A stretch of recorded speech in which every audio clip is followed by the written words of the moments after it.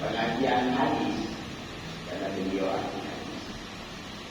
Lalu dia juga di mana-mana masjid itu ada hilaqah. Hilaqah itu penyelingan, saling baca supaya bisa diketahui mana yang kurang. Ya. Jadi biasa di masjid itu kita kumpul, bacanya gantian, dibaca, didengar, dibaca, didengar, dibaca, didengar.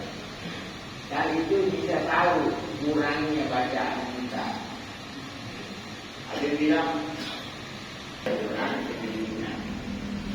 Nanti pahala Allah Pak, yang maha tahu, yang dengar sama yang baca.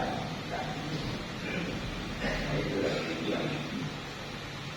Jadi kembali, berarti di tempat kita ini ada pengajian.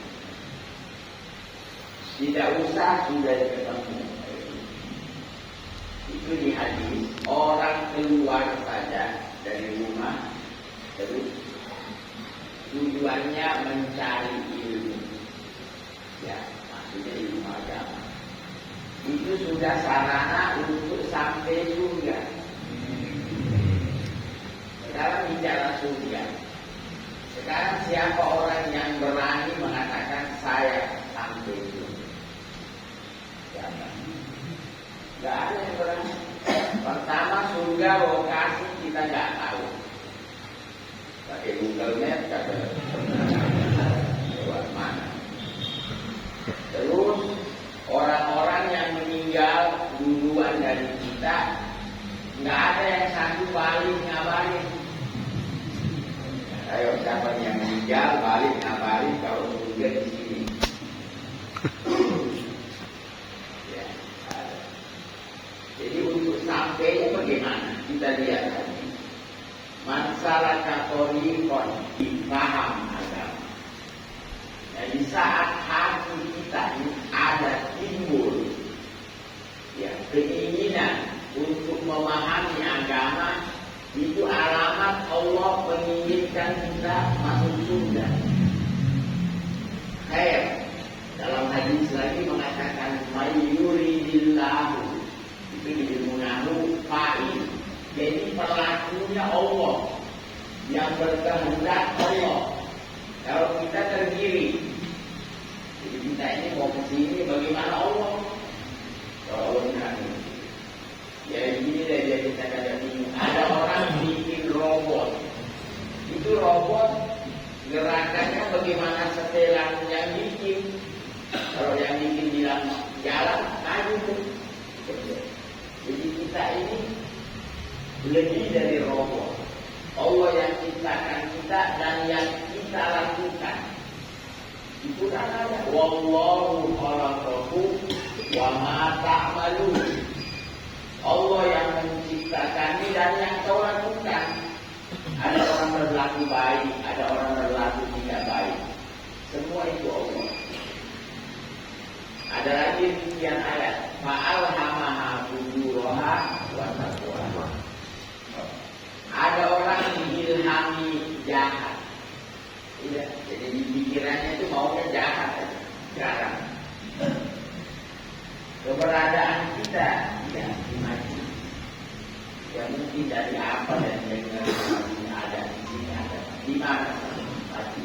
Yang jelas mati. Apalagi majlis itu diadakan di masjid. Ada lagi ekstra. Jadi Allah senang itu kalau melihat masjidnya ramai.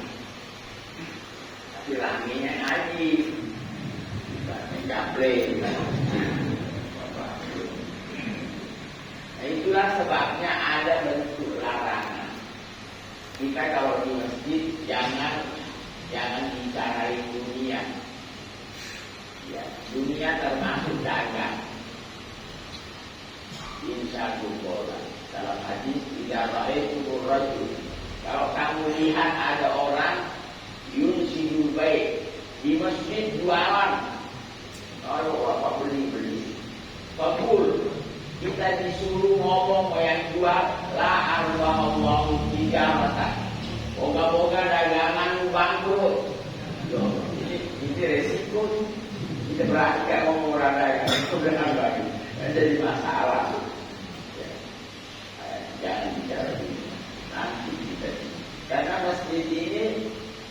tempat di mana kita ingat Allah, ingat pertemuan kita, ingat akhirat.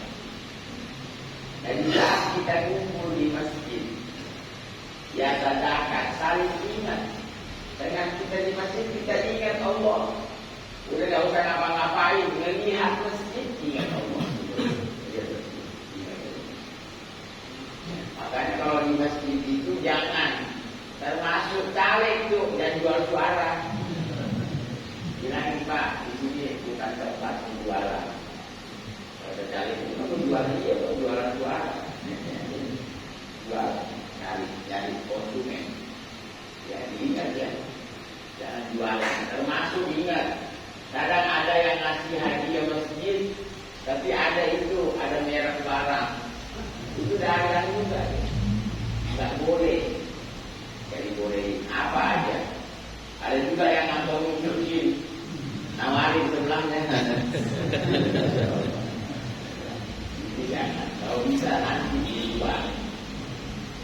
Nah, nanti jamaah memang kenapa? Allah nggak mau. Allah itu cemburunya tinggi. Apa urusannya sama cemburu? Cemburu itu cinta, ya, yang menimbulkan kemarahan. Di saat orang yang kita cintai ada yang lain dia ingat. Kira-kira kita ini di rumah, kita duduk di depannya. Kira-kira kalau dia tahu ada orang kita ingat, bukan dia, marah ya?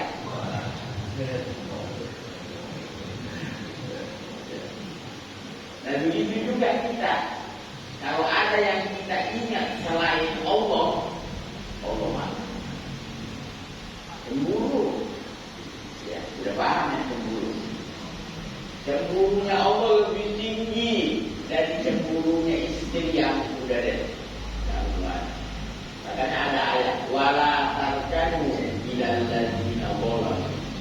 Kamu jangan condong. Condong itu artinya ingat, melihat, melirik. Padahal belum tentu kita contoh nih, jamaah kan jalan sama istri, ya, contoh jalan sama istri. Tahu-tahu dari depan ada perempuan, ya menurut dia cantik, karena cantik dia adalah laki. Kadang-kadang menurut dia lebih cantik dari giginya, padahal giginya lebih cantik, cuma kelamaan dia jadi. Ya, yang namanya baru ya, agak beda. Nah ini di saat kita melihat ini wanita, ya sampai mata kita kira-kira pulang dibikin kopi ya, siram dia kan, cemburu. Padahal belum tentu kita kawin itu perempuan. Masa dia langsung kawin, panjang urusan. Allah lagi cemburu. Itu hati-hati saat suaminya condong ke yang lain. Nah ini sekarang di saat kita datang ke masjid untuk ingat Allah, apalagi ada bentuk sarana membuat kita ingat, jadi mengaji. Itu Allah kasih dulu faedah bisa ini. Walaupun dia nggak ngerti apa yang dibahas, enak. Jamaah kan ada alasan. Apa yang jamaah begininya pulang sendirian. Apa mana?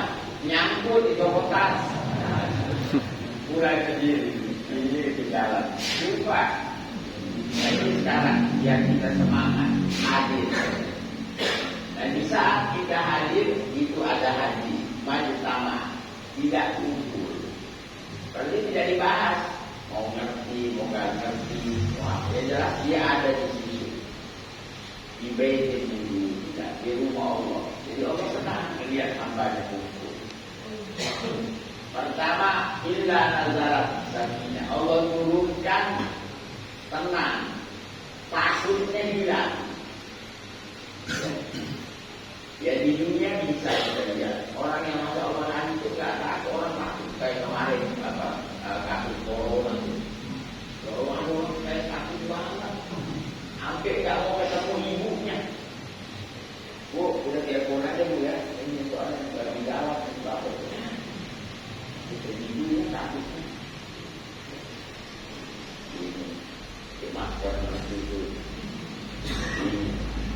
takut. Nah ini sekarang, ini takutnya bukan kepada Allah, gak baik. Nah kita di hadir majelis ada takut, tapi takut sama Allah. Coba lihat kalau kita nanya, sama Nabi saja kita takut, ya kan? Kenapa? Enggak nanti takut orang yang saya kan takut. Ya, ada perempuan lewat, kita takut nyenggol dia, takut batal. Walaupun pengen sih, ya itu pengen. Cuma karena kita ngaji, kita takut apa? Untuk kena dia badannya, kita takut. Ini takut, Allah janji. Mangkopani di dunia, siapa yang udah takut sama saya di dunia, aman dulu di akhirat. Di akhirat aman, tidak takut lagi. Ini yang namanya takut. Nggak bisa kita sekolahin gitu. Artinya kita sekolah, ambil sarjana biar takutnya hilang. Nggak bisa. Orang kalau udah takut diapain? Udah takut. Ini ada orang ini badannya gede, ini yang kecil, takut. Udah dia sampai ada temannya ngasih saran, kalau bisa lawan tuh ini loh. Tadi itu takut dulu, aduh rupanya nasihat-nasihatnya masuk nih. Dia takut. Hari ini pulang ke rumah, kok jagoan ya. Ini langsung diancam, awas tuh macam-macam. Pulang kok, ya. Orang ini diam, ini masuk kamar, ambil tas, bajunya dimasukin tas. Kan dia ngancam tadi, kalau macam-macam pulang. Ini ambil tas, bajunya dimasukin. Lo yang pulang.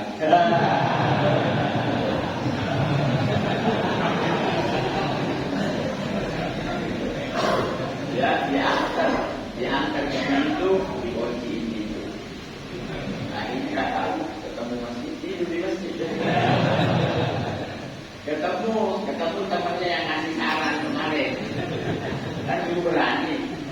Sudah kan, tidak pakai nasihat lagi ya. Gara-gara lu udah nggak bisa masuk rumah. Jadi itu takut, subhanallah. Ngilang ini susah, nggak bisa. Mau diapain kita. Nah katanya kita kalau hadir majlis, Allah nanti hilangin di akhirat. Kalau di dunia sih udah terima aja deh. Ya kadang-kadang takut masih ada aja. Itu hilang. Jadi di akhirat ini kan perkara menakutkan, dahsyat. Tapi orang yang selalu di dunia ingat Allah, timbul takut, coba kita ngaji. Kadang ada perkara tadinya kita anggap biasa, tapi begitu dengar bukan haram. Akhirnya kita besoknya takut deketin. Itu takut semua nanti Allah ganti dengan keamanan. Dalam hadis majama Allahu li rajulain bainal khawfi walal amni. Allah enggak kumpulin satu orang dua kali takut. In khawfani di dunia, kalau dia takut padaku di dunia. Coba lihat kita mengaji. Banyak yang kita takuti, ini takut menipu orang, banyak deh.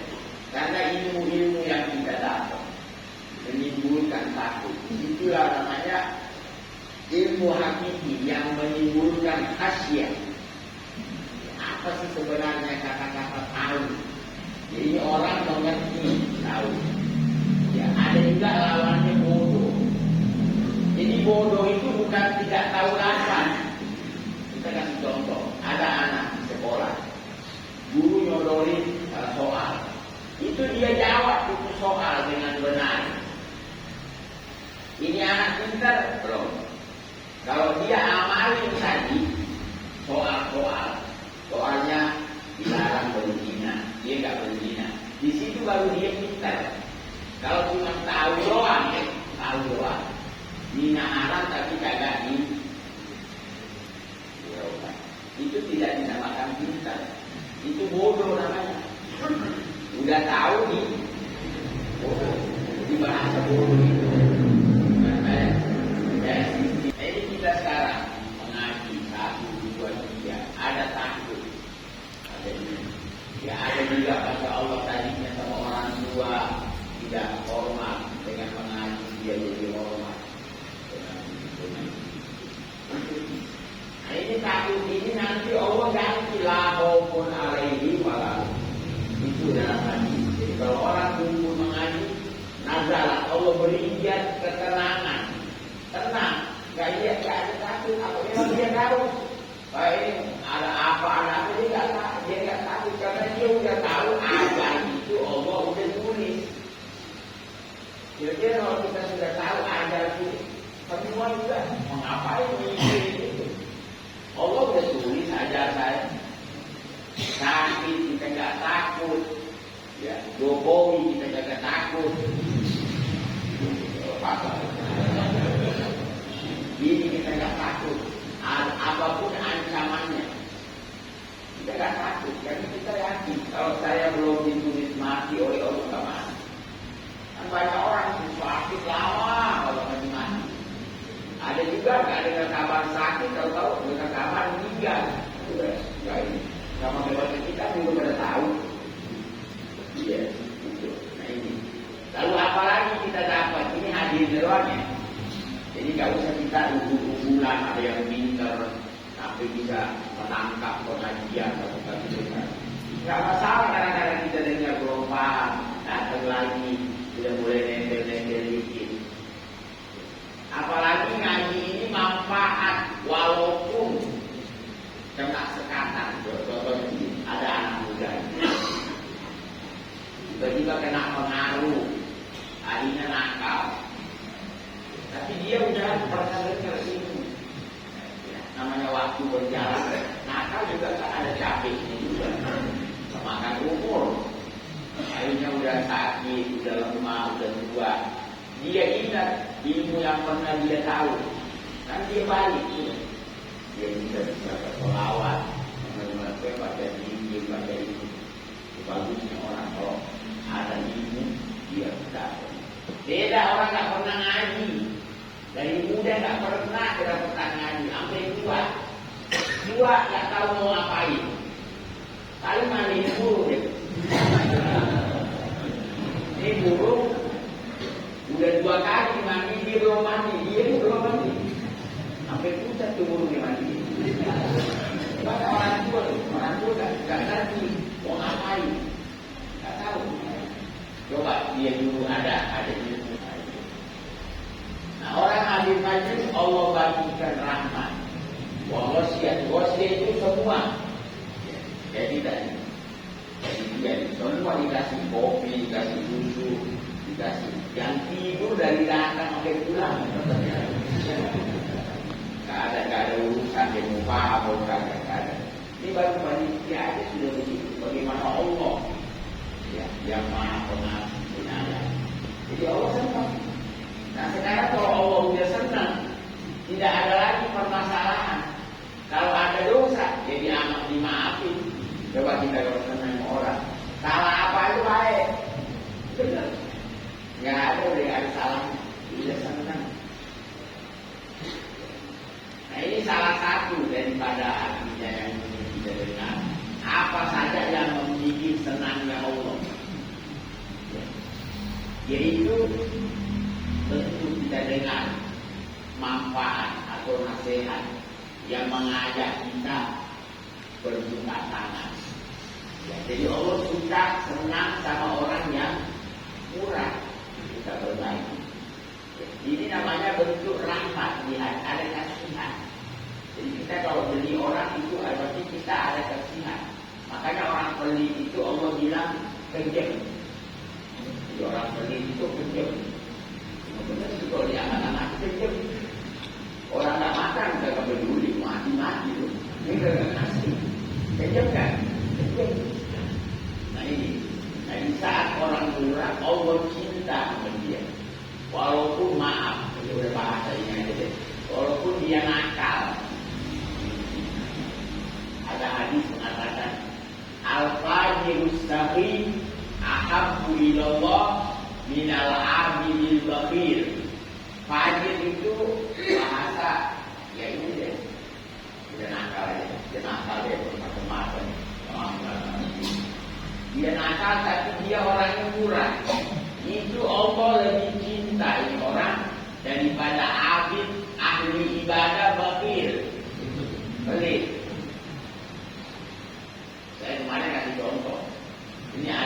ada dua.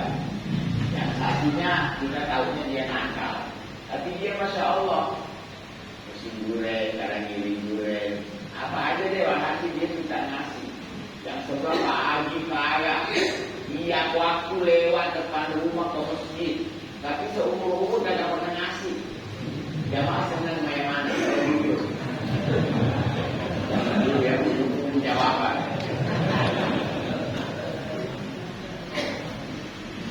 Dan doain biar tobat yang baik. Nah doa kita nih, Pak Haji kaya pelit, ya Allah mudah-mudahan pendek kubur.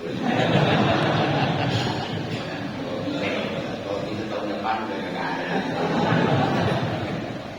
Ya iya, karena setiap kejadian kita menjadi berdosa. Kalau berdosa enggak? Berdosa. Jadi mending mati. Soalnya kalau dia hidup terus kan kita berdosa terus. Nah dia kesal kan nggak baik. Jadi dia lewat. Nah ini insya Allah mungkin dengan kita mengaji, kita ada sedikit dengar. Ya. Karena jujur ada orang itu dia bukan nggak mau berbagi, dia nggak tahu. Ini ada cerita, dulu aku ada pengajian di satu tempat. Masya Allah, istrinya ini dia gaul sama ibu-ibu, Masya Allah. Ya karena istrinya dengar pengajian, dia ngomong, oh kita ini ada kewajiban ya, artinya kita tuh harta kita harus dikeluarin 2,5%, namanya zakat.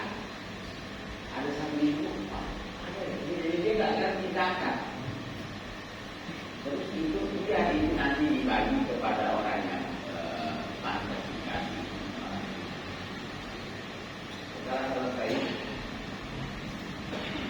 bu saya bisa bikin nggak? Ya apakah kan itu katanya kita ada zakat.